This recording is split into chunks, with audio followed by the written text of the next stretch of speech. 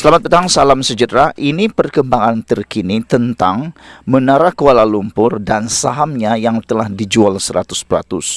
Kalau kemarin Azam Baki ataupun melalui SPRM telah mendedahkan bahawa 3 peribadi telah pun disoal siasat berkaitan dengan penjualan saham Menara Kuala Lumpur tersebut. Hari ini perkembangannya lagi luar biasa.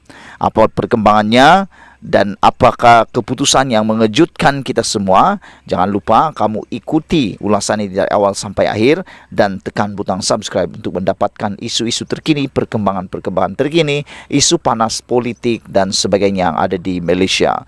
Saudara-saudara, hari ini SPRM telah pun melawat Kementerian Komunikasi berkaitan isu penjualan Menara Kuala Lumpur.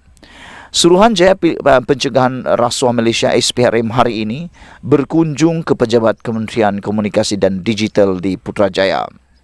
Difahamkan, lawatan itu susulan tindakan Telekom Malaysia melepaskan kawalan Menara Kuala Lumpur, lokasi tumpuan pelancong yang menguntungkan kepada sebuah syarikat yang kurang dikenali. Menurut sumber-sumber yang diterima oleh SPRM mendapatkan dokumen berkaitan pemindahan saham dalam Menara Kuala Lumpur Sdn Bhd kepada Hydro Sopi Sdn Bhd.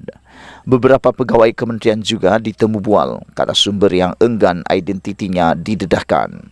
Malaysia kini sedang cuba mendapatkan maklum balas kementerian dan Ketua Pesuruhjaya SPRM Azam Baki berkaitan perkara itu. SPRM semalam memulakan siasatan terhadap isu penjualan 10 juta saham TM dalam Menara Kuala Lumpur Sdn Bhd, syarikat yang menguruskan Menara Kuala Lumpur. SPRM menyiasat jika wujud unsur rasuah dalam penjualan 100% sahamnya itu pada Oktober tahun lalu, tahun ini. Minggu ini, isu penjualan saham itu didedahkan dan dipertikai di media sosial kerana syarikat itu sangat menguntungkan dan pembelinya yang tidak dikenali pula. TM memberi alasan mahu menumpukan kepada perniagaan teras iaitu perkhidmatan telekomunikasi. Menteri bertanggungjawab sebelum ini, Anwar Musa, berkata dia tiada kena mengena dengan pemindahan saham itu kerana syarikat tersenarai awam dan tidak memerlukan kebenaran menteri untuk berbuat demikian.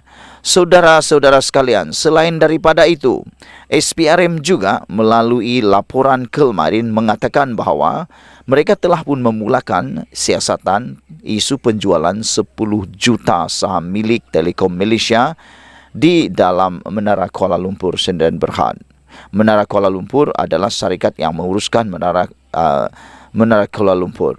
SPRM berkata pihaknya sedang menyiasat jika wujud unsur rasuah dalam penjualan kesemua saham milik TM kepada sebuah syarikat iaitu Hydrosop Sdn Bhd.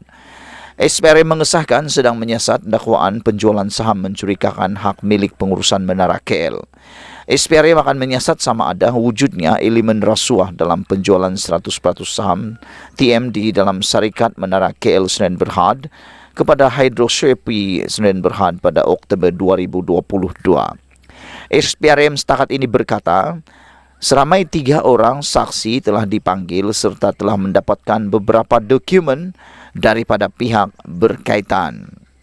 Terdahulu minggu ini, isu penjualan saham dalam Menara KL Sdn Bhd telah dibangkitkan di media sosial.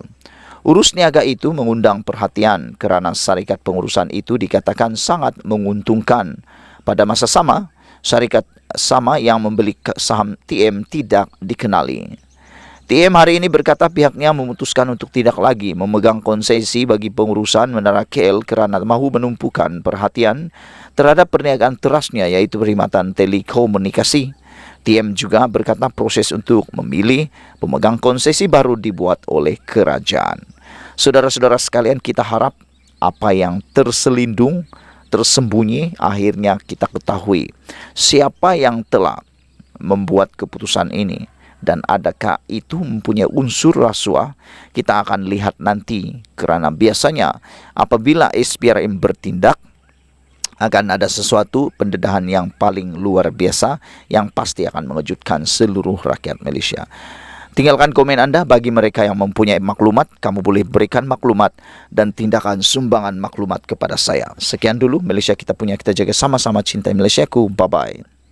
Tidak seperti yang dirancang oleh Zahid Hamidi, kerana walaupun dia sudah menjadi timbalan Perdana Menteri, walaupun Anwar Ibrahim melantik beliau jadi timbalan Perdana Menteri, seperti yang saya sudah jangka, seperti yang saya sudah katakan sebelum ini, saya kata Datuk Seri Anwar Ibrahim tidak akan campur tangan dalam isu kes Mahkamah Zahid Hamidi. Terbukti hari ini pendakwaan memfailkan petition rayuan. Maknanya, walaupun mahkamah telah membebaskan Zahid Hamidi, namun demikian, walaupun Zahid Hamidi sudah menjadi timbalan Perdana Menteri, kesnya itu tidak berhenti begitu saja. Bahkan, pendakwaan telah pun memfailkan petition rayuan.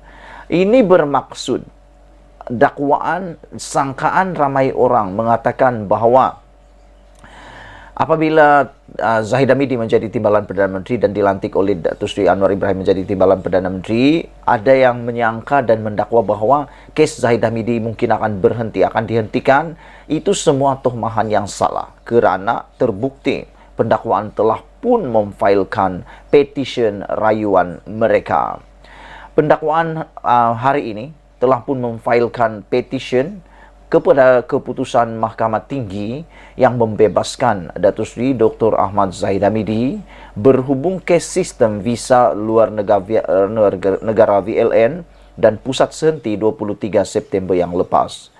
Presiden UMNO itu dibebaskan daripada 40 pertuduhan menerima rasuah daripada sebuah syarikat untuk menyambut kontrak berkaitan sistem VLN dan pusat sehenti di China. Laporan FMT sebelum ini memetik sumber berkata, petisyen itu menyenaraikan 15 alasan mengapa Mahkamah Rayuan perlu membatalkan pembebasan Ahmad Zahid Hamidi itu dan mengarahkannya untuk membela diri atas pertuduhan berkenaan. Ahmad Zahid dilantik sebagai timbalan Perdana Menteri untuk kali kedua selepas Perdana Menteri Datuk Seri Anwar Ibrahim dipilih menerajui Kerajaan Perpaduan susulan pilihan raya umum ke-15 lalu. Ahli Parlimen Bagan Datuk itu juga dilantik sebagai Menteri Kemajuan Desa dan Wilayah. Sumber juga berkata, rayuan itu difailkan di Mahkamah Rayuan selepas pihak pendakwaan menerima rekod rayuan daripada pendaftar Mahkamah Tinggi Shah Alam minggu lalu. Sebelum ini, Mahkamah Rayuan menetapkan tarikh pengurusan kes pada 10 Januari depan sementara menunggu rekod berkenaan disiapkan. Pada 23 September tahun lalu atau tahun ini, Mahkamah Tinggi melepas dan membebaskan Ahmad Zahid Hamidi daripada 40 pertuduhan menerima suapan daripada syarikat Ultra Kirana Sdn Bhd berhubung kontrak pengendali perkhidmatan One Stop Center OSC di China dan sistem VLN. Hakim Mahkamah Tinggi Datuk Muhammad Yazid Mustafa dilapor memerintahkan Ahmad Zahid dibebaskan daripada semua pertuduhan utama dan pertuduhan pilihan mengikut Seksyen 16A dalam kurungan B Akta Suruhanjaya Pencegahan Rasuah SPRM 2009, Seksyen 165 Kanun Keseksaan. Muhammad Yazid dipetik berkata, selepas mempertimbangkan semua bukti dan keterangan secara keseluruhan, Mahkamah mendapati pihak pendakwaan gagal membuktikan kes prima facie terhadap Ahmad Zahid Hamidi. Ahmad Zahid Hamidi, 69 tahun, berdepan 33 pertuduhan, menerima suapan Singapura dolar 13.56 juta daripada UKSB untuk dirinya selaku Menteri Dalam Negeri ketika itu bagi melanjutkan kontrak syarikat berkenaan sebagai pengendali OSC di China dan VLN.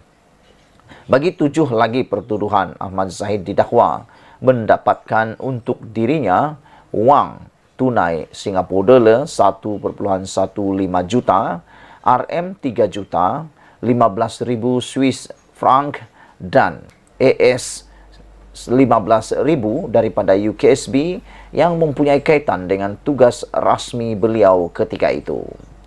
Semua kesalahan itu didakwa dilakukan di Seri Satria Persin 16 Putrajaya dan Country Heights Kajang antara Oktober 2014 dan Mac 2018. Saudara-saudara sekalian, apa yang kita lihat hari ini, apa yang kita dengar hari ini membuktikan betapa seriusnya Datuk Seri Anwar Ibrahim tidak mencampuri urusan mahkamah. Sudah tentu ramai orang yang tak setuju apa yang saya katakan ini, tetapi saya gembira dengan tindakan pendakwaan yang telah pun memfailkan petisyen rayuan. Hal ini supaya kita dapat melihat dan kita tahu bahawa tidak berlaku langsung campur tangan daripada Datuk Seri Anwar Ibrahim dalam kes Zahid Hamidi ini. Tentulah sekiranya Anwar Ibrahim campur tangan, mungkin rayuan ini, petisyen rayuan ini tidak akan dibuat. Tetapi oleh kerana Datuk Seri Anwar Ibrahim benar-benar berpegang pada janji dan prinsip beliau untuk tidak mencampuri apa-apa urusan mahkamah, dan sesungguhnya memang pun tak perlu mencampuri urusan tersebut, maka sebab itulah pendakwaan telah pun memfailkan petisyen rayuan. Saya berharap dengan pemfailan petisyen rayuan ini, maka semua orang yang mulut busuk mengatakan bahawa Datuk Seri Anwar Ibrahim akan menolong Zahid Hamidi akan tertutup dan terjadi bisu. Sekian dulu untuk kali ini. Jangan lupa tinggalkan komen Anda, tekan butang subscribe. Kita jumpa lagi. Bye-bye.